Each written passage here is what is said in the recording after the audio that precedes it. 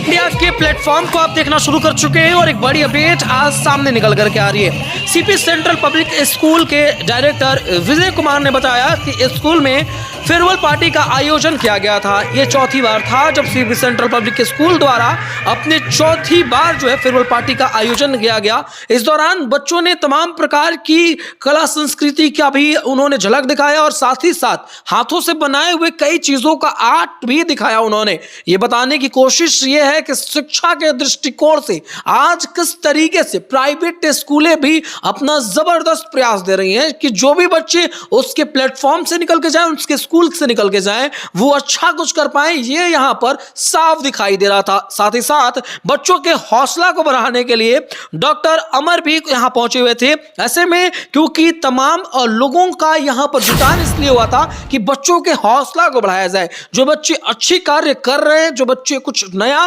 और अद्भुत करना चाहते हैं, उन बच्चों का जोश, ताकत, जुनून बढ़ाया जाए, जिसको लेकर के अलग अलग यहां से अपडेट सामने आई। हालांकि यह सफलता की सबसे बड़ी मिसाल है। उन स्कूलों के लिए भी खास बात है जो शिक्षा के दृष्टिकोण से सिर्फ पढ़ाई लिखाई की जरूरत नहीं है, पढ़ाई लिखाई के साथ बच्चों को इन कला संस्कृतियों का ज्ञान भी जरूरी है। हाथों की आर्ट जो यहां पर दिखाई दे रही है, इसका भी ज्ञान जरूरी है बच्चों को। बच्चों यानी साफ तौर पर कई प्राइवेट स्कूल हैं जहां पढ़ाया तो बहुत जाता है और बार बार बच्चों को इन सारी चीजों के बारे में इग्नोर किया जाता है। हमारी ही संस्कृति का पार्ट ये भी है। हमें इन सारी चीजों से बच्चों का मनोबल बढ़ता है, बच्चों की हौसला आती है और साथ ही साथ थोड़ा सा बच्चों को मनोरंजन करने का एक मौका स्कूल के द्वारा भी दे दिया जाता है। तो काफी खुशी की बात है और ऐसे में सीपी सेंट्रल स्कूल को भी बहुत बहुत बधाई कि आप सभी ने बच्चों के मनों की बात को समझा और बच्चों के दिल से इस तमाम तस्वीरों को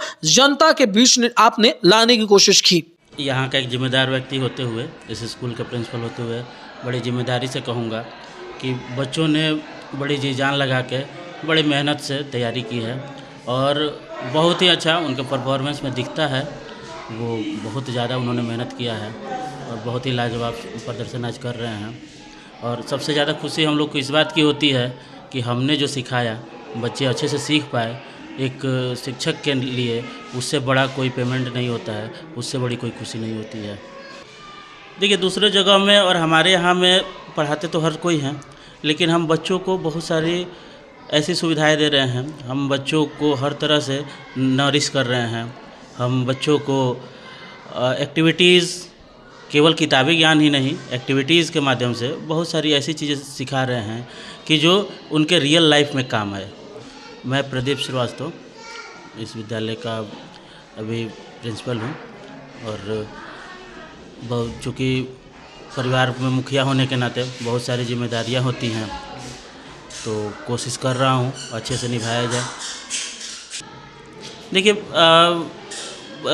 सभी अभिभावकों को, पेरेंट्स को हमारी तरफ से ये है कि बच्चों पे प्रेशर ना डाला जाए, पढ़ाई का बहुत ज़्यादा प्रेशर ना डाला जाए। हंसी खुशी के माहौल में बच्चे पढ़ाई करें और हम अपने यहाँ भी यही चाहते हैं और यही व्यवस्था करते हैं कि बच्चे हंसी खुशी के माहौल में पढ़ाई को बिल्कुल हल्के तरह से लेते हुए खेल कूद की तरह लेके पढ़ लें और उन्हें पढ़ाई बोझ न लगे। तो ये चूँकि जो पढ़ने वाले बच्चे होते हैं, अच्छे बच्चे हैं, वो बहुत अच्छे से कर लेते हैं। खेल कूद के माध्यम से हर तरह के बच्चे, कमज़ोर और मजबूत कोई नहीं होता है, समझ की बात होती है। खेल कूद से सारे बच्चे खूब अच्छे से सीख लेते हैं।